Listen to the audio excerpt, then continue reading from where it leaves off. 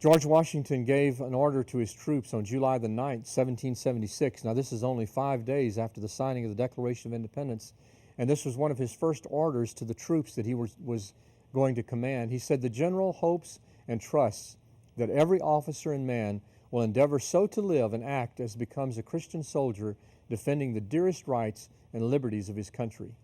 On May the 2nd, 1778, the Commander-in-Chief directs that divine services be performed every Sunday at 11 o'clock in each brigade which has a chaplain.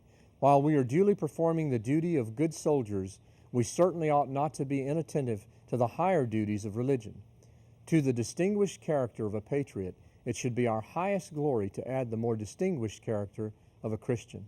George Washington, who today we're told was a Deist and not very religious, said that there's something greater than being an American patriot, and that's to be a Christian. Even his enemies, George Washington's enemies, wrote about his prayer life. Now, when your enemies start writing about your prayer life, you know that you've got a prayer life. In the London Chronicle, 1779, it said he regularly attends divine service in his tent every morning and evening and seems very fervent in his prayers. Now, a group of Delaware Indians came to George Washington about the education of their young people, and on May 12, 1779, they were inquiring as to how the government could help educate the Indian youth. And George Washington addressed those Delaware chiefs, and he said, "You do well to wish to learn our arts and ways of life, and above all, the religion of Jesus Christ. These will make you a greater and happier people than you are. Congress will do everything they can to assist you in this wise intention." In 1779, George Washington stayed in the home of a couple down near the Hudson River, and as he was in their home, they overheard him praying, and they recorded his prayer. One of them wrote down the words that he prayed. They could hear him praying in the other room, and he said, "And now, Almighty Father, if it is thy holy will that we shall obtain a place and name among the nations of the earth, grant that we may be enabled to show our gratitude for thy goodness by our endeavors to fear and obey thee. Bless us with thy wisdom and our counsels, success in battle, and let all our victories be tempered with humanity. Endow also our enemies with enlightened minds, that they may become sensible of their injustice and willing to restore our liberty and peace.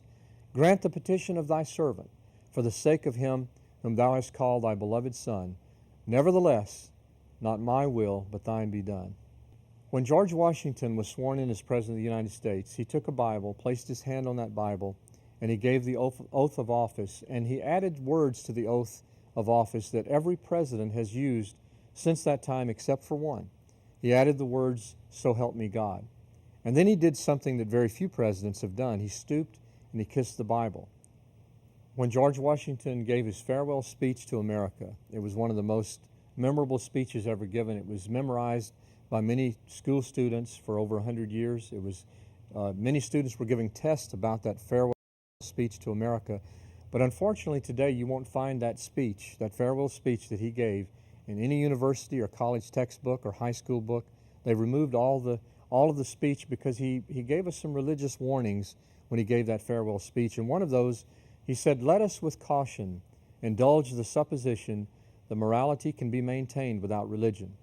Whatever may be conceded to the influence of refined education on minds, reason and experience both forbid us to expect that national morality can prevail in exclusion of religious principle."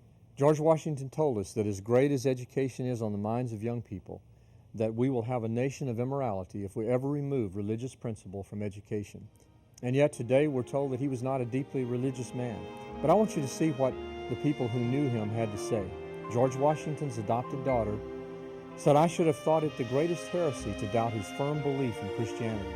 His life, his writings, proved that he was a Christian." Gunning Bedford, who signed the Constitution of the United States, said, "To the character of hero and patriot, this good man added that of a Christian. Although the greatest man upon earth, he disdained not to humble himself before his God and to trust in the mercies of Christ." And John Marshall, who was our fourth Chief Justice of the United States and a general in the Revolutionary War, a close friend of George Washington's, said he was a sincere believer in the Christian faith and a truly devout man. And finally, Jonathan Sewell, a friend of his who was an attorney, said he was a firm believer in the Christian religion.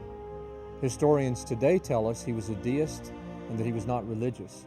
but the people who knew George Washington would tell you that he was a devout Christian who loved God and spent much of his time in prayer.